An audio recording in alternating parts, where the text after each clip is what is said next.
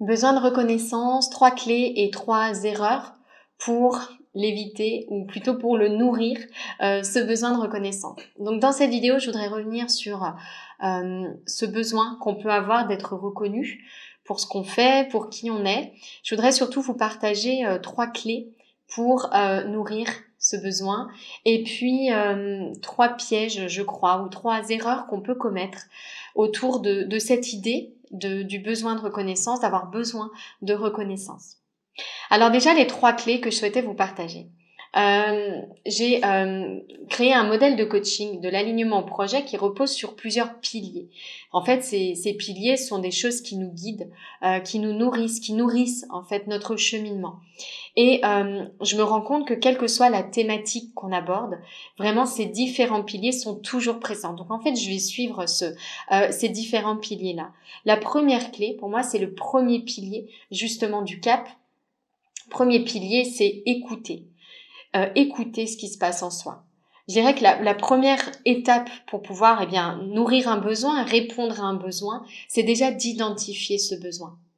Identifier ce besoin, c'est en prendre conscience, réaliser quand j'ai besoin de reconnaissance, et c'est aussi l'observer. Identifier comment ça se manifeste chez moi, ce besoin de reconnaissance. Donc je vous invite à vous poser ce type de questions dans un premier temps pour simplement être en écoute de ce qui se passe à ce moment-là. Donc, quand est-ce que ça se manifeste? Qu'est-ce qui se passe? Où est-ce que ça se passe? C'est-à-dire dans mon corps. Et là, je vous invite à essayer de sortir aussi des pensées. Donc, il y a certes les pensées associées, il y a aussi les ressentis corporels. Donc, vraiment d'identifier ce qui se passe en vous quand vous avez ce besoin de reconnaissance, quelles sont les pensées, quelles sont les émotions, quelles sont les attentes, est-ce qu'il y a des besoins corollaires et qu'est-ce qui se passe dans votre corps. Donc ça, c'est vraiment pour moi la clé numéro 1, c'est s'écouter. Écouter ce qui se passe à ce moment-là, observer. Alors l'observation, c'est d'autant plus important que dès lors qu'on se met en position d'observateur, observatrice, on marque une distance. Si je peux observer ça, c'est que je ne suis pas ça. Et cette distance-là, c'est là où on a notre marge de manœuvre, là où on a notre pouvoir créateur, là où on a notre liberté. Donc première clé, écouter. Deuxième clé, ça va être accueillir.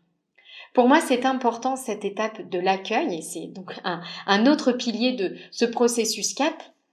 C'est important l'accueil parce que si on cherche simplement à supprimer une manifestation comme celle-ci qui se déclare en nous, en fait, on va la renforcer. On va lui donner encore plus d'importance. Dès lors qu'on cherche à supprimer quelque chose, on le renforce.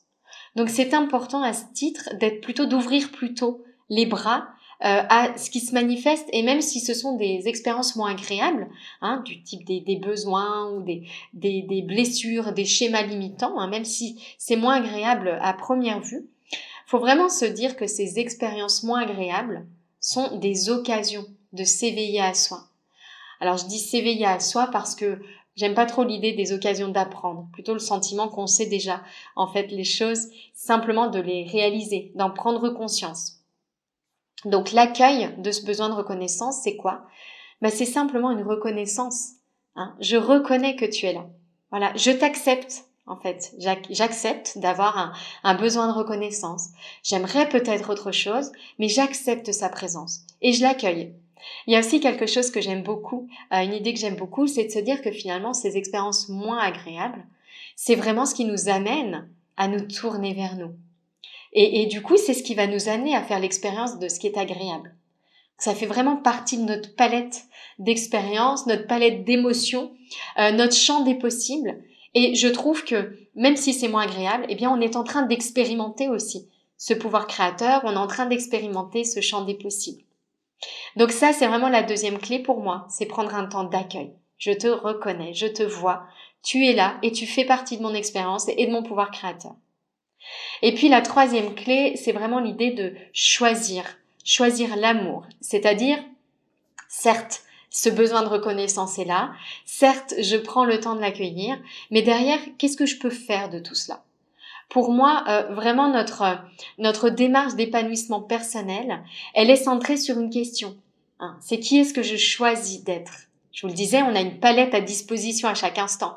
Palette d'émotions, palette de pensées, palette de besoins ou de non-besoins.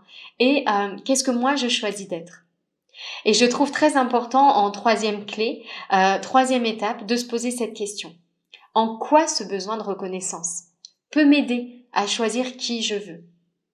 Quelle autre réponse est-ce que je peux aussi cultiver?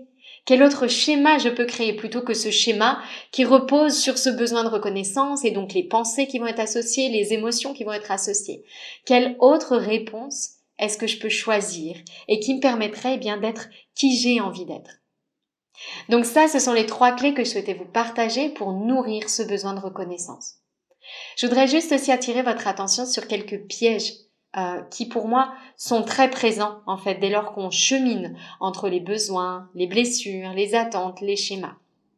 D'abord, je dirais que premier piège, première erreur qu'on peut commettre, c'est de traiter ce problème à part, comme si c'était un problème à part entière. Besoin de reconnaissance, le besoin d'être écouté, le besoin d'être regardé, ou les différentes peurs qu'on peut également ressentir. Je suis vraiment convaincue que tout cela, ce sont des expressions, des manifestations d'une peur primordiale, on pourrait dire qu'on a, qui est celle de manquer d'amour. Et j'ai vraiment le sentiment, et mes accompagnements me le confirment, que toutes ces expériences désagréables découlent de cette peur de manquer d'amour. Peur de manquer d'amour qui vient simplement de notre oubli de qui nous sommes. Parce que je suis vraiment convaincue que l'amour, on le porte en nous et que c'est notre nature, c'est ce qui donne la vie, l'amour, et c'est vraiment ce qui nous constitue au-delà de tout. Ça et la peur d'en manquer. Et pour moi, vraiment, toutes ces expériences désagréables, notamment ce besoin de reconnaissance, c'est vraiment une expression, une manifestation de cette peur de manquer d'amour. Et donc, je dirais, deuxième point qui est important, c'est aussi à un moment donné, deuxième erreur à éviter, c'est celle de mentaliser les problèmes, les symptômes difficiles qu'on peut expérimenter. Besoin de reconnaissance, mais ça peut être tout un tas d'autres peurs, d'autres besoins ou d'autres émotions désagréables. Et je crois vraiment qu'il est essentiel à un moment donné de sortir un petit peu de l'analyse, sortir un peu de la compréhension des schémas, faire confiance et essayer plutôt d'aller ressentir l'amour. C'est-à-dire cet amour, il est en nous, c'est notre nature, on l'a à disposition à chaque instant, même si parfois on a l'impression d'avoir perdu le chemin de cet amour, d'avoir oublié la direction. En fait, c'est notre essence, donc ça fait vraiment partie de nous. Essayez de ressentir un maximum tout ce qui vous fait vibrer l'amour.